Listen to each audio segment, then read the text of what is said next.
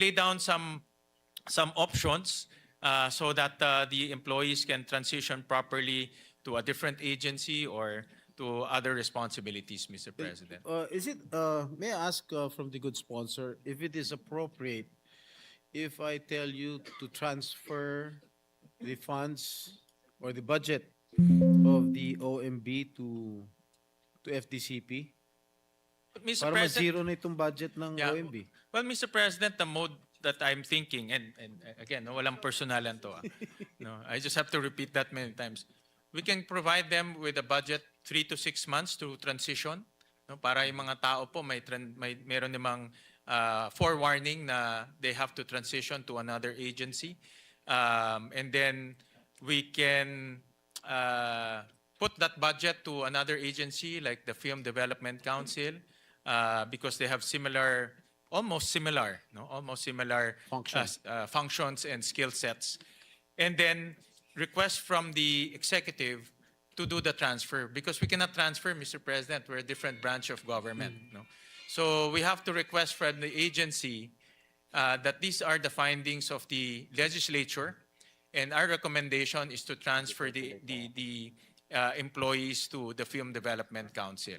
No? So dahil hindi ho tayo executive, all we can do is just recommend, Mr. President. But the budget, of course, if they don't do that, will cease to exist by the 6th month, Mr. President. All right. I totally agree with the opinion of the good sponsor, and I hope, again, I urge our colleague, Senator Robin, who is the chairman of the Committee on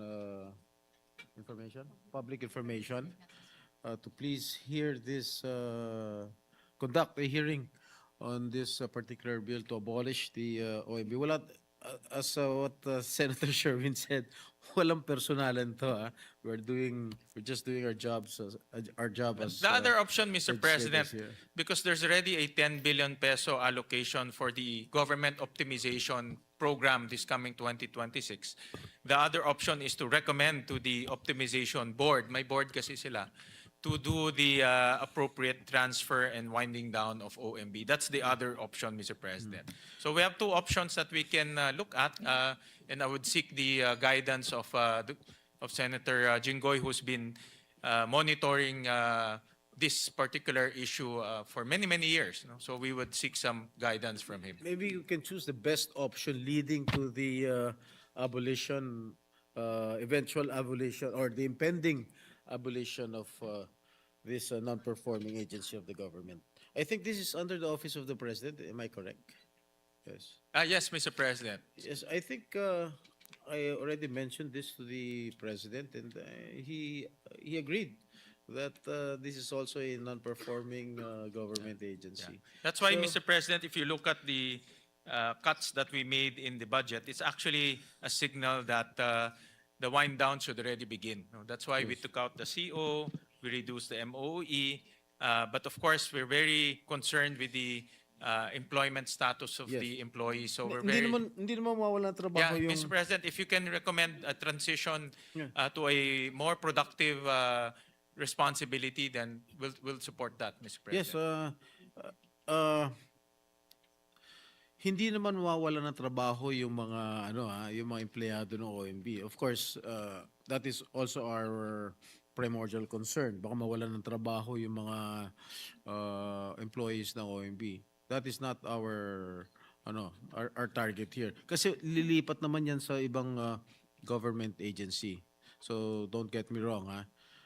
Of course, we are also thinking of the welfare of the employees of the Optical Media Board. And anyway, I bow to the wisdom of the good sponsor, and maybe we can talk about it and think about the best option, which will benefit, of course, our government. Mr. President, if the argument is there's an existing law, actually there's a lot of examples of unfunded laws, Mr. President. Alam naman natin, not all the laws that we are enacting or passing here gets funded. For example, RA 103 5.3, an act defining and penalizing the crime of enforced or involuntary disappearance. Wala pa ho siyang funding. An act establishing, RA 11908, an act establishing a parent effectiveness service program appropriating funds therefore. Wala pa ho siyang funding. So kung ang argument po ay wala po, may batas pero walang pondo, marami ho tayong ganyan. No? So, but in this particular case, it's a signal to the executive that us, the legislators, find it that this agency is no longer attuned to the times because the times have moved from CDs to the streaming service. No? So that's for me, that's a valid argument to wind down the agency, Mr. President. I hope by next year, during the next year's budget, I hope I wouldn't be asking the same questions all over again. Because last year, if my memory serves me right, I keep on asking these questions all over again. And I hope next year, during the budget season next year, budget hearings next year, wala na itong mga ganitong klaseng tanong. Kasi nakakasawa na eh. At Mr. Chairman, you're correct. You're absolutely correct.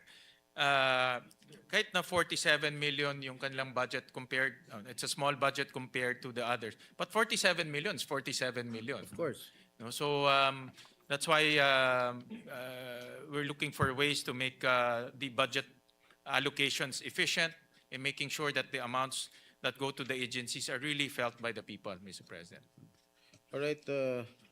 Thank you, Mr. Sponsor, Mr. President. I would like to terminate my questions already, my interpellation rather. Thank you. Thank you, Majority Leader. Salamat to the good gentleman from San Juan. Mr. President, there being no other reservation for interpellation, I move to close the period of interpellation on the budget of the Optical Media Board and that the same be deemed submitted for the body's consideration. There being no objection to the motion of the Majority Leader, the budget of the Optical Media Board is deemed submitted. Should we move for a minute suspension? to Yes, please, allow- Mr. President. Thank you. Session suspended.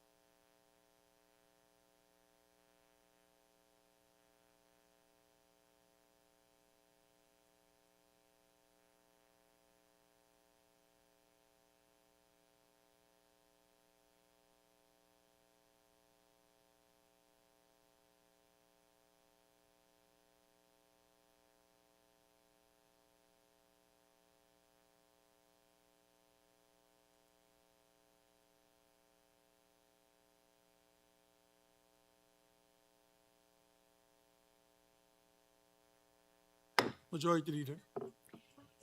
Mr. President, I move that we consider the budget of the Department of Information and Communications Technology, including the Office of the Secretary, the Cybercrime Investigation and Coordination Center, the National Privacy Commission, and the National Telecommunications Commission, and to recognize the distinguished Senator Sherwin Gatchalian to sponsor and to interpolate this representation, please, Mr. President. Thank you. Thank you, dear Majority Floor Leader. Yes, we'd like to recognize the sponsor, Senator Sherwin Gatchalian, to give the details of the budget of the DICT.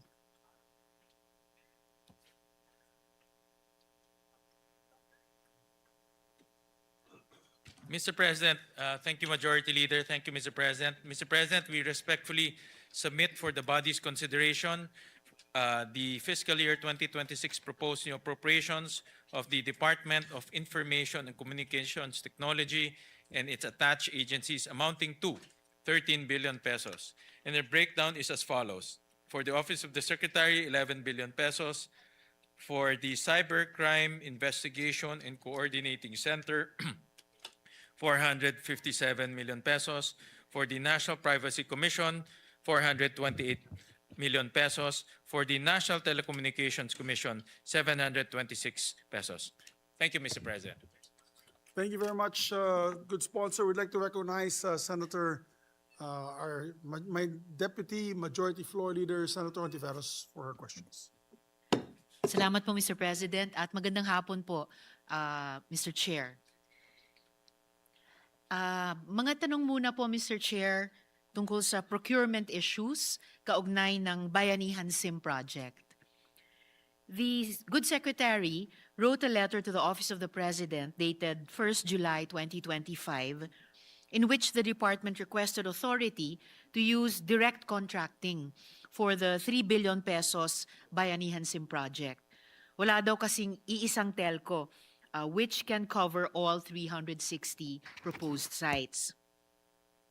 Kaso po, Mr. Chair, malinaw kahit sa Section 50 ng RA 9184 at GPPB Resolution number 019-2006, direct contracting in telecommunications is only allowed if there is genuinely only one service contractor operating within a specific area. Nagsagawa po ba ang DICT ng site-by-site market survey? May certification po ba mula sa National Telecommunications Commission na may iisang provider lang doon sa bawat isa sa 360 schools na kasali sa Bayanihan SIM project? Mr. Chair, Mr. President.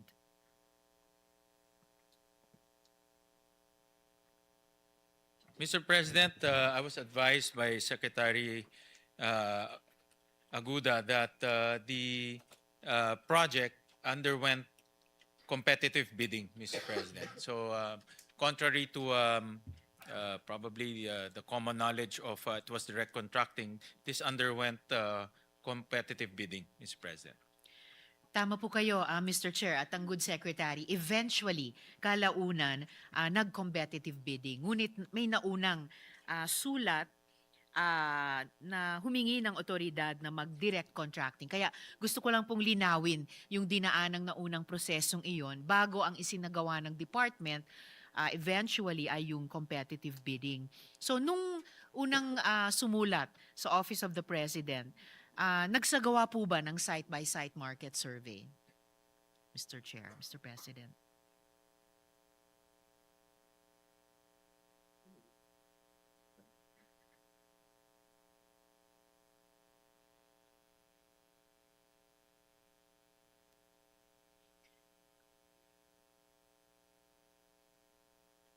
Apparently, Mr. President, the process is the DepEd gave a list of schools, and the NTC validated those lists of schools, Mr. President, if those schools qualify for the project, Mr. President. Opo. At pagkatapos na vinalidate nung DICT na yung mga schools na sinabit ng DepEd ay nag-qualify, umabot ba sa nag-site-by-site market survey para i-certify i-certify ng NTC na may iisang provider lang talaga dun sa 360 schools na vinalidate ng DICT at kasali dapat sa Bayanihan SIM project, Mr. Chair.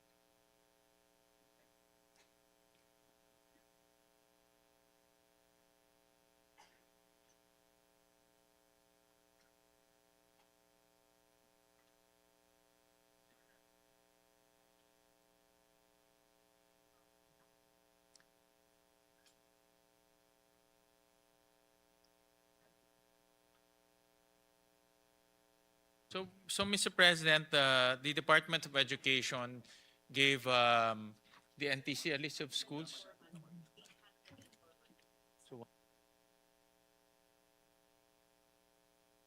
So the number of sites is around 1,200 sites, Mr. Marami President. po. Opo. And this 1,200 sites, actually NTC um, um,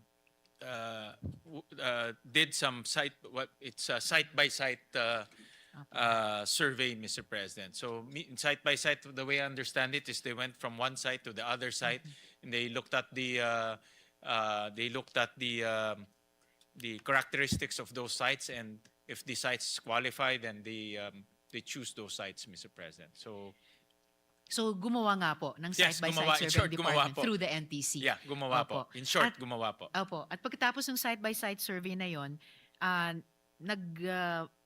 nag-issue ba ng certification yung NTC na mayroon ngang iisang provider lang sa bawat isa sa 360 schools or yung 1,200 sites na isasali sana sa Bayanihan SIM project, Mr. Chair?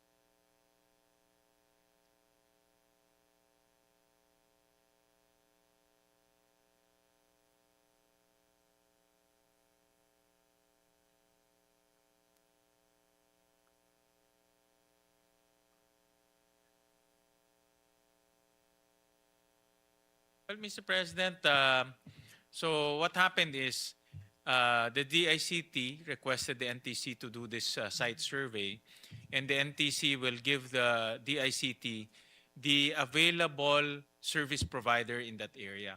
Okay. But since the sites are in different places, iba doon nasa GIDA places or GIDA areas, isang provider lang meron. Talaga may mga areas talaga na Globe lang or Smart lang, or iba pa nga is just reachable by Starlink.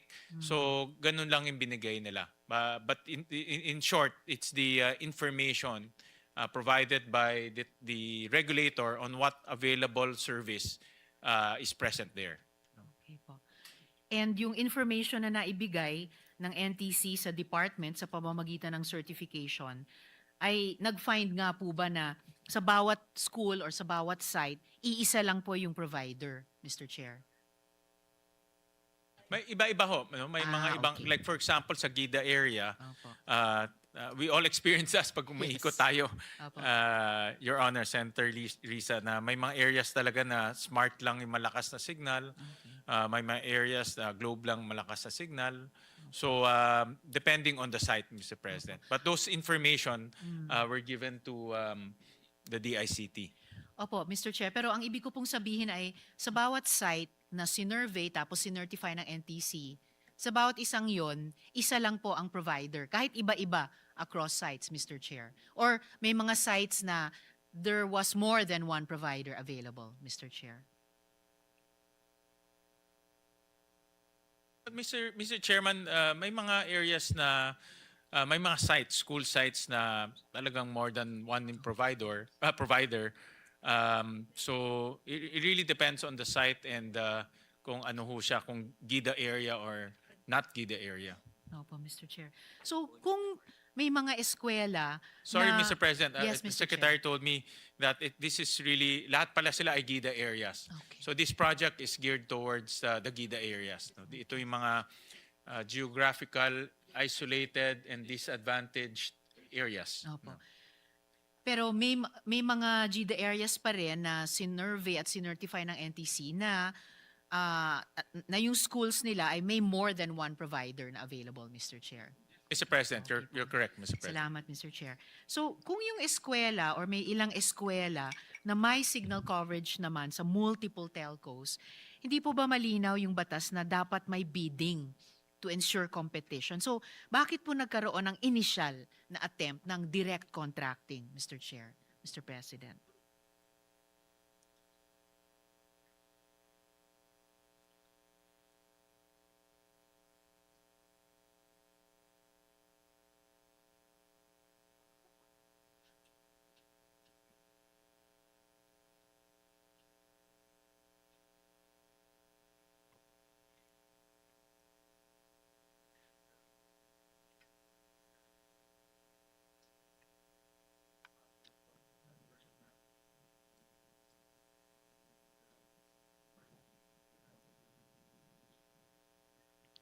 Mr. President, the Secretary explained to me that the reason was really time. So they wanted to execute this project as quick as possible.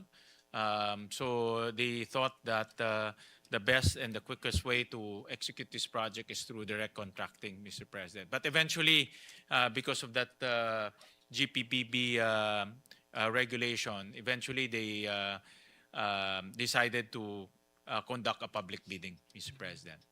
Thank God for that, Mr. Yeah, Chair. you're absolutely Opo. correct, Mr. President. Your observation is 100% accurate, Mr. President. At dahil, ay, itong susunod na tanong ko, siguro dahil mga mambabatas po tayo, Mr. Chair, ito po yung pinaka-importanting, or isa sa pinaka-importanting tanong ko tungkol sa bagay na ito, Mr. Chair. Dun sa sulat, ang nakasite ay RA 9184 nga, yung lumang procurement law. Hindi yung bagong RA 12009 o New Government Procurement Act. Yung bagong batas, mas mahigpit ang requirements para sa direct contracting kung sakali. Gaya ng mandatory market scoping para nga maipakita na no suitable substitute exists. So, may dahilan po ba na yung sinite ay yung lumang batas at hindi yung bagong batas, Mr. Chair, Mr. President?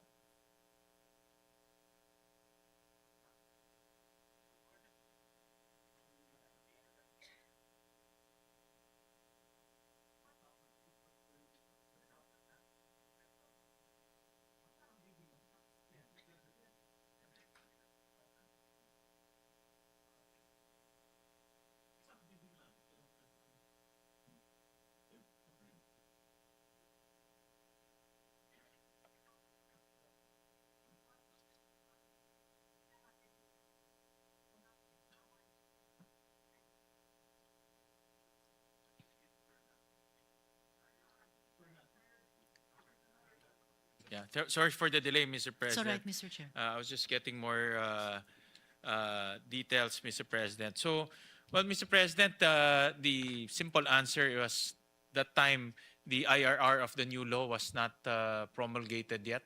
It was not released yet, so they used the old law. But the way I understand this, Mr. President, is there are 360 lots, and one lot Yes, Mr. is composed of several schools, Mr. President. So in other words, they conducted one bidding, but per lot, a different winner can actually be declared, no, depending on the price and quality, Mr. President. So may bidding itong 360 na nangyari, in short. Yes. I-check ko na lang po siguro pagkatapos nitong interpellation, Mr. Chair, kung hindi pa nga available yung IRR nung Yes, Mr. bagong batas. But the fact is, may bagong batas na noon, and in fact, in most, if not all of the laws we pass, Mr. Chair, may repeal clause pa siya. So malinaw yung spirit nung batas na nare-repeal yung nauna at ito na yung mangingibabaw. And in a way, yung IRR ay yung letter of the law na kailangan naman talaga sumunod para ma-apply po But natin. as an Yes, additional Mr. Chair. information, Mr. President, during the time na they're preparing for this, wala pa yung IRR. Pero the actual bidding, apparently, I was informed, they used the new law already during the actual bidding, Mr. President. And again, Mr. Chair, that's really good. Thank God for that. Yes, Mr. President. And thank you, Mr. President, for being vigilant so that Opo. our agencies will know that we are very strict when it comes to bidding and making sure that the correct prices the correct prices will only be used for procurement, Mr. President. At saka syempre po, Mr. Chair, alam natin bilang mga mambabatas, gusto natin magtagumpay yung mga departments natin, lalo na sa mga bagong programa nila. At yung ambag natin tungo doon ay yung mga batas na ipinapasa natin para maging gabay sa kanilang implementasyon, Tama, Mr. President. Chair. So, matapos i-claim na direct contracting ang applicable, gaya ng sinabi nyo, Mr. Chair, eventually, nagkaroon din ng bidding sa project. And hindi ko masabi enough, thank God. No? So, anong nangyari na nagbago ang isip ng DICT, Mr. Chair, Mr. President? Mr. President, I think there was a realization on their part that they have to strictly follow the GPPB regulations, Mr. President. Like what you mentioned, Mr. President, they studied the GPPB and they saw that the regulation is mandatory in terms of bidding and getting competitive pricing, President. O nga pala, Mr. Chair, salamat sa pagpapaalala. Kahit nandun sila noon, sabi nga nila, sa pagitan ng lumang batas at yung IRR ng bagong batas, meron ng GPPB regulation. So, siguro, resolution. So, siguro yun yung baka isang lesson nating lahat moving forward na hindi pa man na-issue na yung IRRs ng isang bagong batas, we can always fall back on and in fact, rely on para gabayan tayo sa implementasyon ng mga programa, yung mga resolutions kahit ng executive, Mr. Chair. So, ano na po ang status ng procurement process, Mr. Chair, para sa Bayanihan SIM project?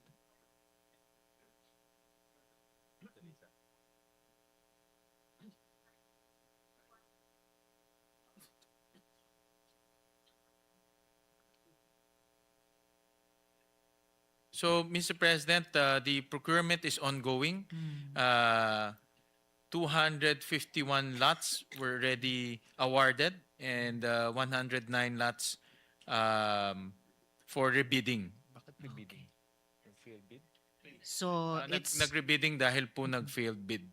So the target is they will distribute 1 million SIM cards within 12 months with 12-month internet service and 500,000 SIM cards by 2025 and the rest by 2026. So yun po yung target. And they will be, it's geared towards servicing 360 underserved communities, including 1,500 schools. Alright. Ang beneficiaries rin po is about 5 million individuals. So marami-rami po. Marami-rami po. Yeah. Opo.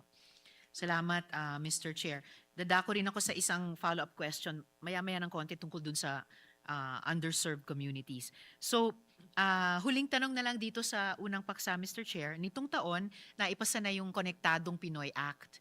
So, paano po aapektuhan nitong bagong batas itong proyekto moving forward?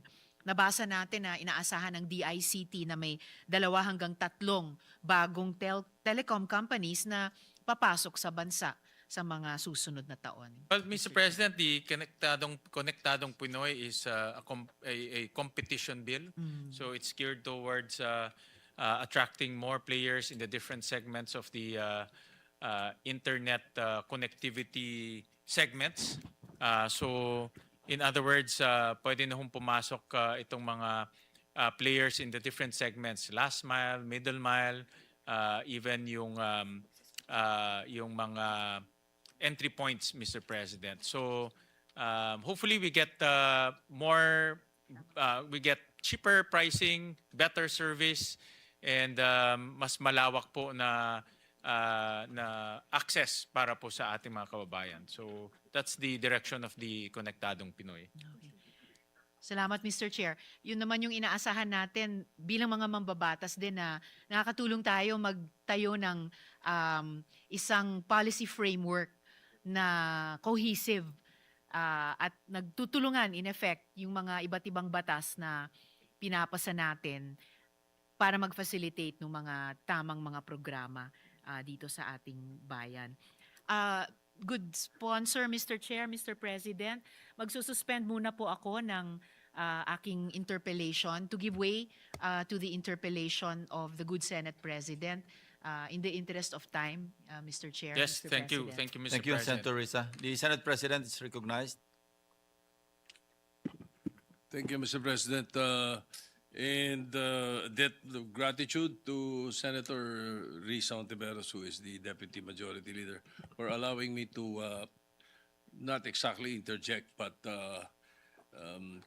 continue with the interpellations and suspend her interpellations. But I'm sure the chairman will allow the continuation of Senator Ontiveros, Mr. President, after my interpellations.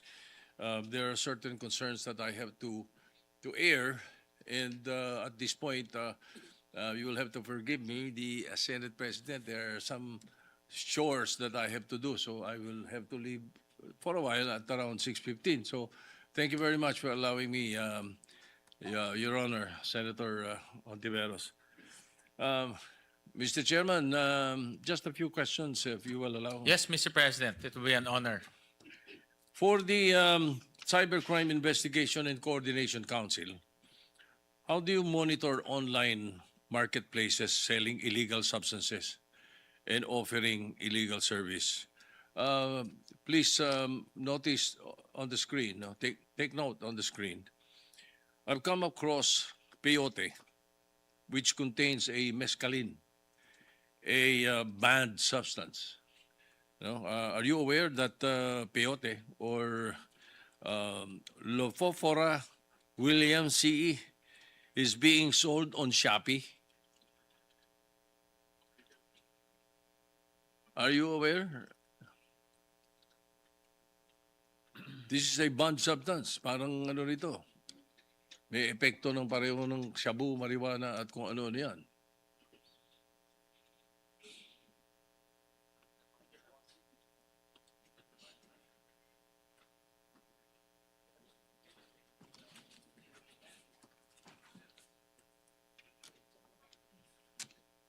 Well, Mr. President, I'm actually shocked to see that this is being sold in in one of our popular marketplaces. Mr. President, the CICC is equipped with what they call the Threat Monitoring Center.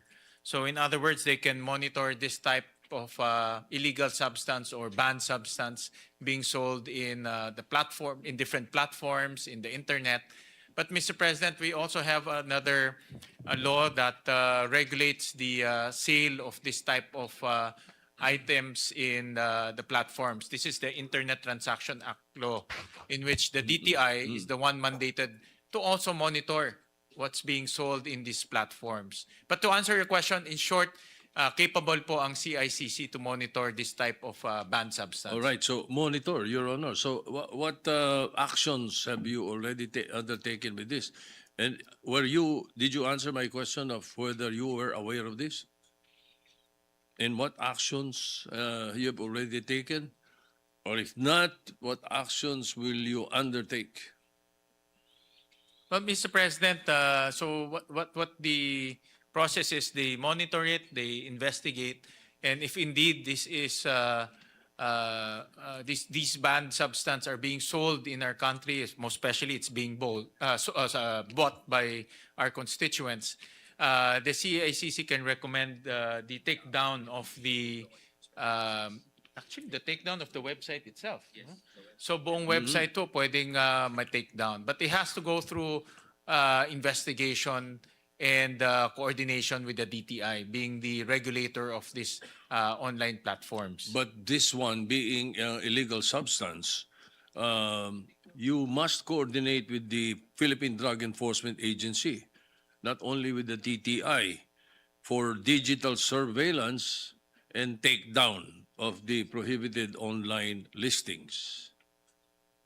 Yes, Mr. President, they coordinate with different agencies, PDEA, uh, also DTI, and in fact, because these are being sold in platforms, they also send notices to the platforms, or they alert the platforms or warn the platforms about this illegal substance being sold in their platform. So ang first nila is to warn the platforms. Pag hindi ho gumalaw yung platforms, they can recommend for takedowns, Mr. President. So ganun yung kanilang process. But All but right. we have that capability to take it down. That's good. Oh, that's good to know. But I would like to find out, and I would like to know later on. You can submit to the Senate, the proper committee, what you've done and what you're doing to address this particular concern. So, in the interest of time, let me move on to another topic. And this one is also, I've always asked this year in and year out. Lagi kong tinatanong ito sa DOH. Ang daming naglipa na abortion services, products, medicine at kung ano-ano online. Ngayon, mas naging agresibo pa sila dahil parang hindi natin piningil eh. So, we saw this on Facebook, lantarang inquiry at pag-aalok ng